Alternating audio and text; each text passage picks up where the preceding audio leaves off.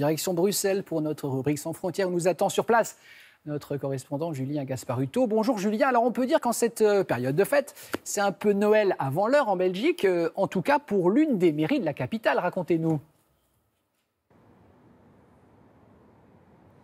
Oui, c'est tout à fait ça. Il s'agit de la mairie de Saint-Gilles, l'une des communes de l'agglomération bruxelloise, qui a fait une trouvaille extraordinaire. Un tableau vieux de 400 ans est réalisé par l'un des disciples du grand peintre belge Rubens. Ce tableau, il était accroché à un mur. Tout le monde croyait que c'était une modeste copie, mais il s'agissait bien d'un original. Il a fallu des mois et des mois pour l'authentifier.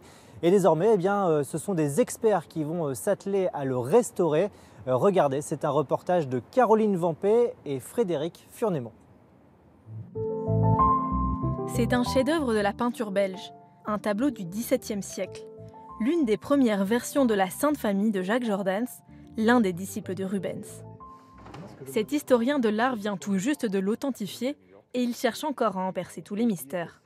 Vous avez là un magnifique dialogue entre le commanditaire ou le propriétaire de l'œuvre, qui était probablement assise ici, une dame, et la Sainte Famille qui veille sur elle. Une œuvre qui n'était pas exposée dans un musée, mais dans un bureau de cet hôtel de ville. Alors voilà, la peinture était là depuis 60 ans, peut-être plus, et on voit d'ailleurs la trace sur le mur. Et c'est un expert qui a découvert le tableau il y a un an, lors d'un inventaire de plus de 800 œuvres dans la mairie. Quelqu'un a eu une intuition en se demandant si ce n'était pas un original. Alors on a souri, on a dit « pas possible ».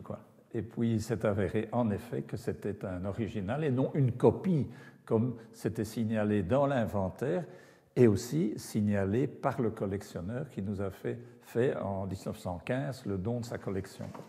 Le tableau a été analysé dans ses moindres détails. Les nervures et la nature du bois permettent de le dater précisément de 1617. Et cette radiographie révèle d'autres secrets. Le panneau à l'origine, il est composé de 2 planches en bois. Et là, vous voyez le tourillon d'assemblage. Donc au moment où on fait le collage des 2 planches, on met un tourillon en bois pour éviter que les planches glissent.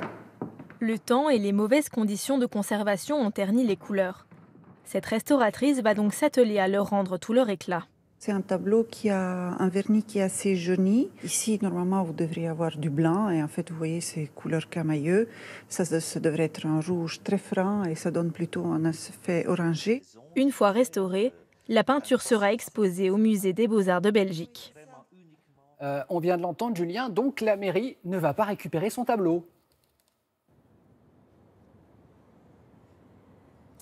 Et non, car la mairie souhaite qu'un plus grand nombre de personnes puissent voir ce tableau une fois qu'il sera restauré.